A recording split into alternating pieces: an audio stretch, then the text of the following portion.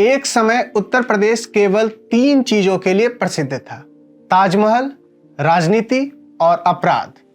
राजनीति के अपराधीकरण का जो असर उत्तर प्रदेश पर पड़ा, उतना शायद ही किसी अन्य प्रांत पर पड़ा होगा।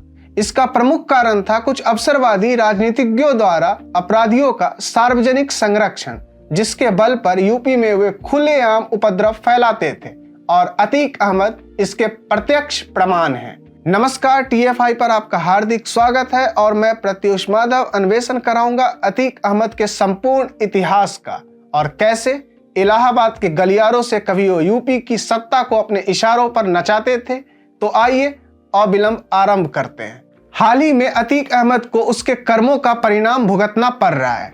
17 वर्ष पुराने उमेश पाल अपहरण कांड में एमपी एमएलए कोर्ट ने इन्हें आजीवन कारावास की सजा सुनाई है।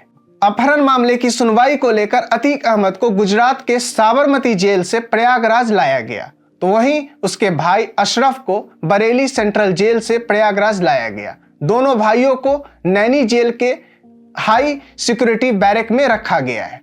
बता दें कि वर्ष 2006 में 28 फरवरी को वासपा विधायक राजू पाल की हत्या के मामले में गवाह उमेश पाल को तत्कालीन सांसद अतीक अहमद, उसके भाई पूर्व विधायक खलीद अजीम उर्फ अशरफ अपने साथियों के साथ अपहरण कर अपने कार्यालय ले गए थे। उमेश पाल ने अतीक अहमद समेत 5 लोगों के खिलाफ केस दर्ज कराया था। इस मामले में मुख्य आरोपी पूर्व सांसद अतीक अहमद, उसका भाई पूर्व विधायक खलीद अजीम और फरहान जेल में बंद हैं, जबकि दिनेश पासी, खान सलौत हनीफ, जावेद उर्फ बज्जू, आविद, इसरार आशिक उर्फ मल्ली और एजाज अख्तर जमानत पर बाहर है।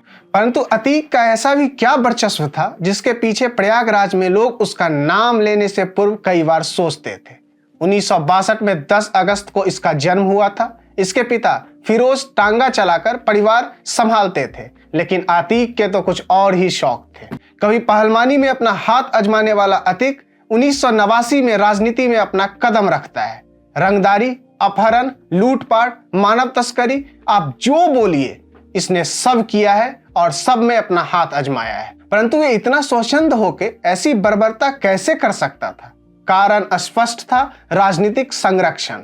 ये वो समय था जब पूर्वांचल के समीकरण आर्थिक और सामाजिक दोनों तरह से बदल रहे थे। यहाँ पर पहले से ही मुख्तार अंसारी जैसे अपराधियों ने अपनी पैठ जमानी प्रारंभ कर दी थी। अब ऐसे में अतीक कैसे पीछे रहता? उसने इलाहाबाद, अब प्रयागराज में अपना गढ़ बनाया और वहीं से उसने लोगों में अपना नाम का आतंक फैलाना प्रारंभ किया। कल्पना कीजिए कि रईस फिल्म वास्तव में हो रही हो और उसका नायक खूब मोटा और खौफनाक हो। अतीक अहमद यही व्यक्ति था। जो काम गुजरात में एक समय में अब्दुल लतीफ किया करता था, वही काम पूर्वी उत्तर प्रदेश में यह व्यक्ति धड़ल्ले से किया करता था। इनको मुलायम सिंह यादव का विशेष आशीर्वाद प्राप्त था, इसलिए लोग चाहकर भी इनके विरुद्ध कड़ा एक्शन नहीं ले पाते थे।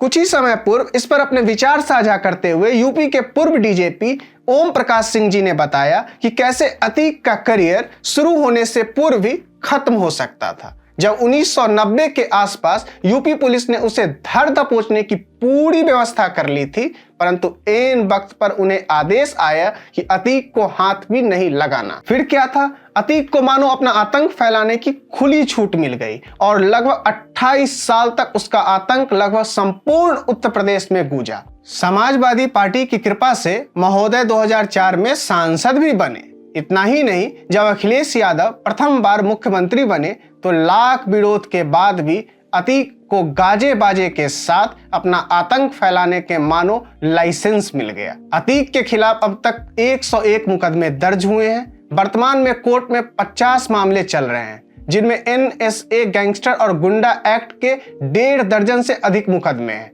बताते चले, अतीक पर पहला मुकदमा 1979 में दर्ज हुआ था। इसके बाद जुर्म की दुनिया में अतीक ने पीछे मुड़कर देखा ही नहीं।